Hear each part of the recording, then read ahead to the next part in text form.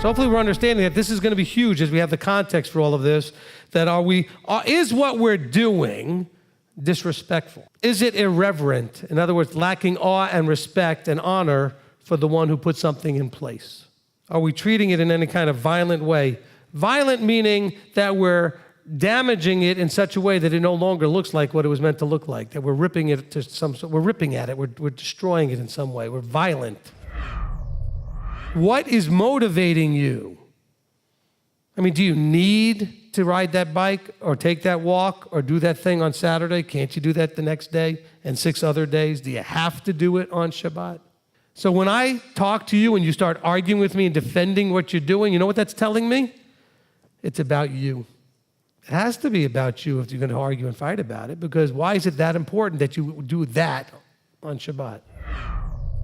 So a set-apart place is one that has been declared sacred for a specific purpose. In other words, it was set apart as a place for some specifically sacred purpose.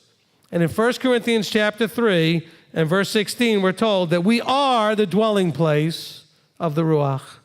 So are you not, when he says, guard the Sabbaths, in doing so you're also reverencing my set-apart place, of which you are one of those places.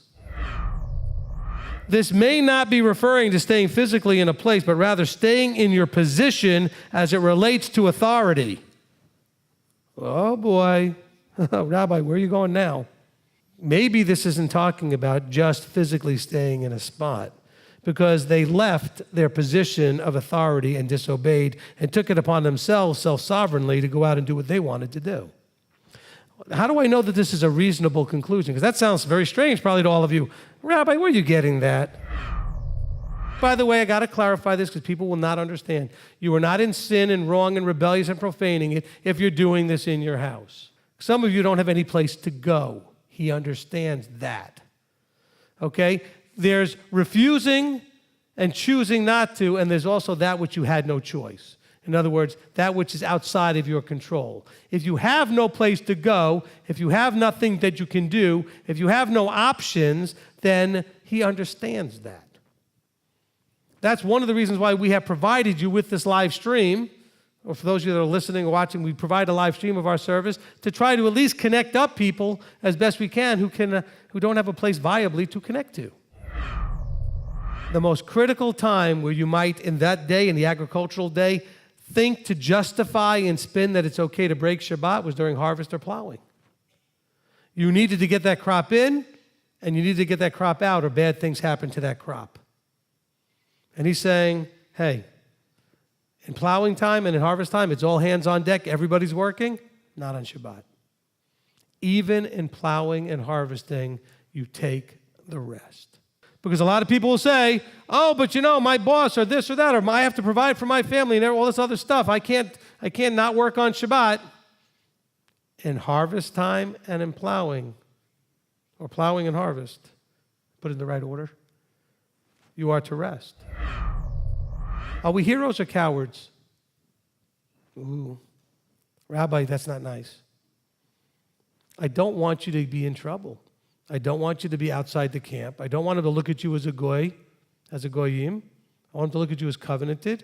I want him to look at you as part of the body. And it's going to take courage. Guarding takes courage. Do you want a coward guarding you? Okay? I need a bodyguard. I'm like a big famous person. I'm going to be traveling to places where I could be at risk. So let me go find a coward who at the first sign of boo is going to run. Is that guarding? No, guarding is the guy who's going to stand in the breach and say, I don't care what you do to me. I'm not moving. He doesn't want you in your dwelling to be starting fires. Starting meaning you have to go there and get the kindling and everything else and to kindle the fire. That's why they call it kindling. It's that which is used to kindle the fire, not the Kindle you read your books on. Okay? Which is why they have a version called the Kindle Fire. You get that? Well, let's just understand where this all plays through. How do we keep the Shabbat? As conservatively and seriously as we can. That's how we keep the Shabbat. This is all about the context of two things: time and focusing everything in that time on Him. That should answer every Shabbat question. Am I protecting the time so that I could focus on Him?